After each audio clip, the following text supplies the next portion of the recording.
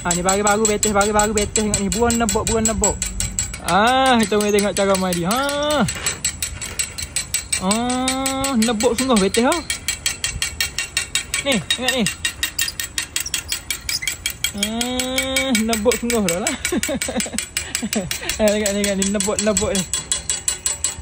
Oh ya turunnya dia neting diri ya. Neting diri saping dah. Jangan di saping tu. Dia pering ni aja dia ada itu semua ni. Ni baru buat betes ni. Betes di awal kita ni. Buang nebok sungguh dah. Buang hacak dia pergi di paunyo bak tu. Kita panggil buang pelatuk dah. Buang pelatuk. Ni baru tengok dah. Tengok ni dia betes ni. Kayak tu. Ni clear juga betes dah.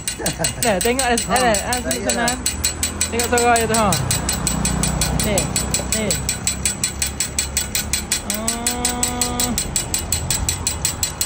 Kalau kita hari ni ni. Ia pering tu dia dok itu semua tu. Pok.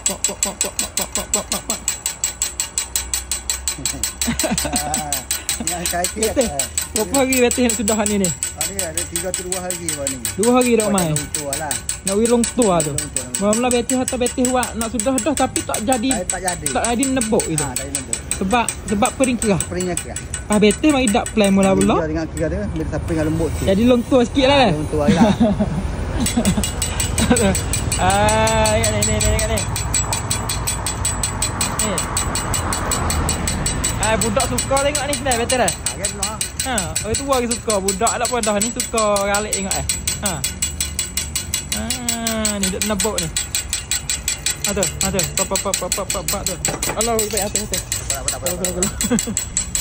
Ni baru betes tengok ni. Buang nebok.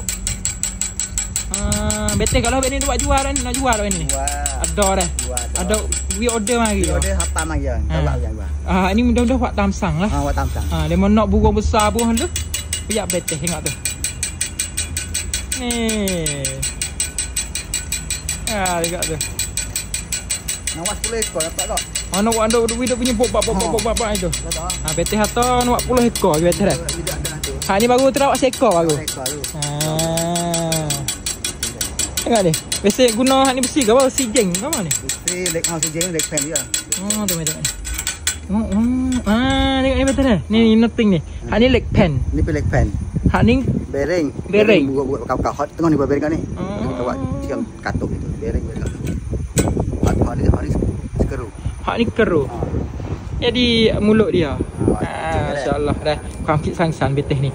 Siapa nak ni kena order mari. Nak burung halus, burung besar, burung jandik, burung boleh belakang ikut burung apa? Ya. Burung tapi malaknya burung ning dah. Jadi jadi pula kita buat. Kelang aja nebok. Burung cantik tu tak nebok dah. Tapi nak apa boleh tak? Misalnya dia mau nak tu. Boleh dah. Kita buat kucing banjir sikit.